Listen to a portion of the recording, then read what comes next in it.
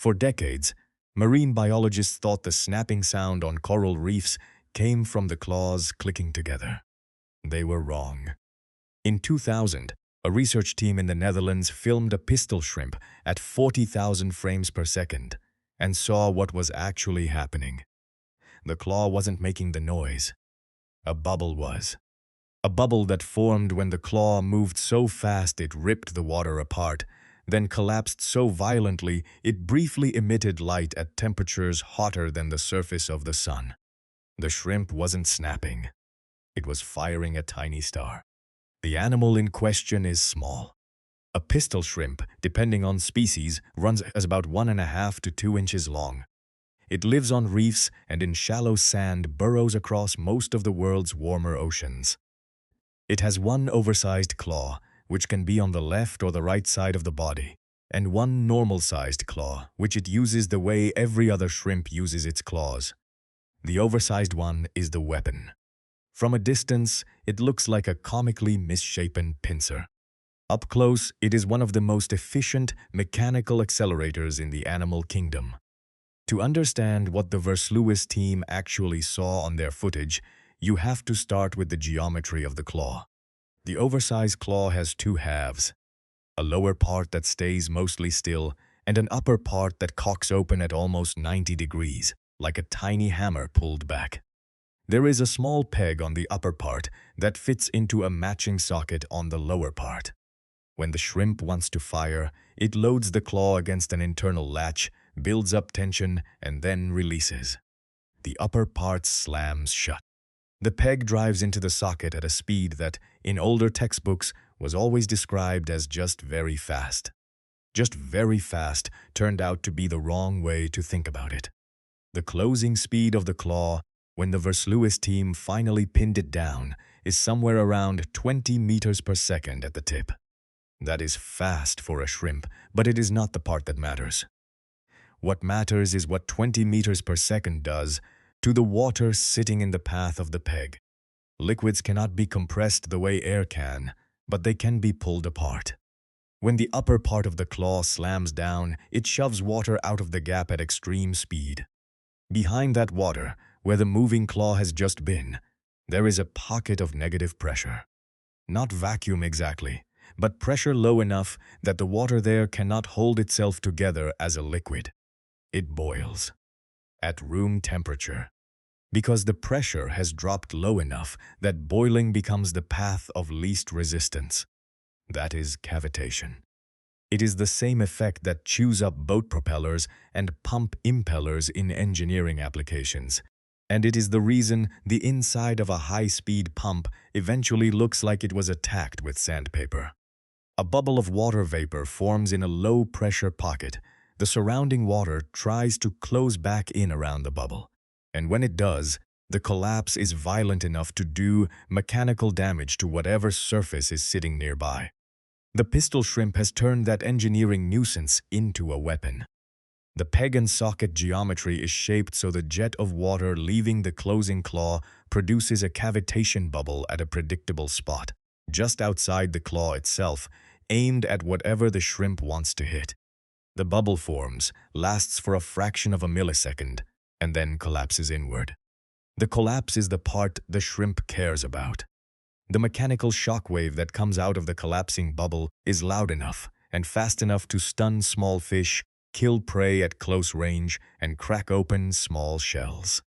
The claw, in other words, is not the weapon. The claw is the trigger. The weapon is the bubble. That alone would have been a significant finding. The bubble is the noise. The bubble is the kill. The claw is just a very fast spring-loaded mechanism for making the bubble appear. But the Versluis paper, published in Science in 2000, went one step further, and the further step is where the story gets strange. When the team examined the collapsing bubble more carefully, they found that the inside of the bubble, for the briefest instant just before it disappears, gets extraordinarily hot. According to the Versluis and Lowe's follow-up work, the gas trapped inside the collapsing bubble reaches temperatures in the neighborhood of 4,700 degrees Celsius. The surface of the sun, for comparison, sits at around 5500 Celsius. For roughly 1 nanosecond, the interior of a tiny bubble produced by a 1.5-inch shrimp matches the thermal conditions of a stellar surface. The surrounding seawater stays cold. The heat is locked inside a volume so small and a duration so short that it never has time to leave. A bubble that hot does something else that scientists had only previously observed in laboratory acoustics experiments. It emits a brief flash of light. The phenomenon is called sonoluminescence, and a follow-up paper by Lows, Schmitz, and Versluis in Nature in 2001 named it Shrimpoluminescence in the pistol shrimp's honor. Sonoluminescence had been studied for decades in physics labs, where researchers were generating ultrasound-driven cavitation bubbles in flasks of water and watching the flashes come out. The pistol shrimp was producing the same effect in the wild, without any human equipment, every time it fired its claw at a passing fish. If you are enjoying this little gunslinger as much as I am, hit subscribe. More stories like this on the channel every week. The sound is the part fishermen and submariners knew about long before anyone had a high-speed camera. A coral reef under sonar sounds like a constant crackling roar, the way oil pops in a hot pan. During the Second World War, submarine crews trying to listen for enemy ships sometimes had to navigate around reefs because the background snapping was loud enough to interfere with passive sonar. The cause of the crackle was a mystery for years. The dominant theory before the cavitation work was that thousands of pistol shrimp were clicking their claws against each other. They are not. Each individual shrimp is generating a miniature shockwave by collapsing a bubble of water vapor, and the cumulative noise from a large colony is loud enough to drown out a destroyer's hydrophones. The pressure level of an individual snap is one of the loudest sounds, pound for pound, that any animal in the ocean produces.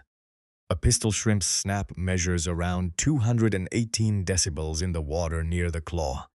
That is not louder than a sperm whale, which is the actual record holder among marine animals at around 230 decibels. But it is extraordinary for an animal of this size. A sperm whale stretches roughly the length of a school bus. The pistol shrimp fits on a fingernail and is matching the same scale of sound output with a body that small. The mechanics of how the claw stores and releases that much energy involve a kind of biological latch. The shrimp does not just contract a muscle to swing the claw. The slow muscle in the upper part of the claw builds up tension over several seconds, the way an archer draws a bow, and a small mechanical catch holds the claw open against that tension. When the shrimp decides to fire, a release muscle disengages the catch, and the stored tension fires the claw shut at a speed the muscle alone could never produce. It is the same trick that mantis shrimp use to throw their hammer-shaped appendages, and the same trick that trap-jaw ants use to snap their mandibles closed. Slow loading, fast release. Biology has invented latch mechanisms several times in animals that share almost no other anatomy, because the physics of a stored tension snap is just too useful to ignore.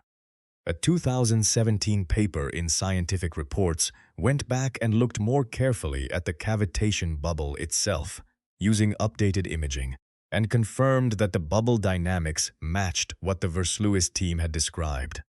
The jet leaving the claw, the bubble forming, the collapse, the shock wave, the brief flash, the surrounding water staying cool. The whole sequence, captured frame by frame, plays out in roughly 300 microseconds. For perspective, that is about 1,000 times faster than the blink of a human eye. What the pistol shrimp is doing then is running a small acoustic and thermodynamic event that physics labs spend serious money to reproduce in flasks, except the shrimp is doing it every time it gets hungry. It is firing a cavitation weapon. The trigger is a claw. The projectile is a bubble. The kill mechanism is a shockwave. The byproduct is a flash of light at sun surface temperatures. And the entire system is packed into a body smaller than your thumb, running on shrimp metabolism, fully operational for tens of millions of years before any human noticed what was actually going on. Before 2000, the question of what was making that crackling noise on the reef was a long-standing scientific puzzle. The biologists assumed the claws were clicking. The acoustics people assumed it was something to do with the shells. Nobody had filmed it fast enough to see. When the WWII's team finally pointed a 40,000 frame per second camera at the right shrimp and slowed the footage down, they could see the bubble appear, hover for a fraction of a millisecond, and then collapse into the shockwave that everyone had been hearing all along. The mystery, in retrospect, had been a question about fluid dynamics dressed up as a question about animal behavior. The shrimp was not the noisy one. The water was. That is the part that, even now, 25 years after the original paper, still feels disproportionate. A 1.5-inch animal evolved a claw shape that exploits the same low-pressure physics that engineers spend their careers trying to design away from. It built a tiny acoustic gun out of cavitation. It produced a side effect of light and temperature at the scale of a stellar surface, and it did all of this in seawater, on a reef, while doing nothing more dramatic than reaching for lunch. The next time you hear the snapping crackle of a reef on an underwater recording, it is worth remembering that what you are listening to is not animals making noise.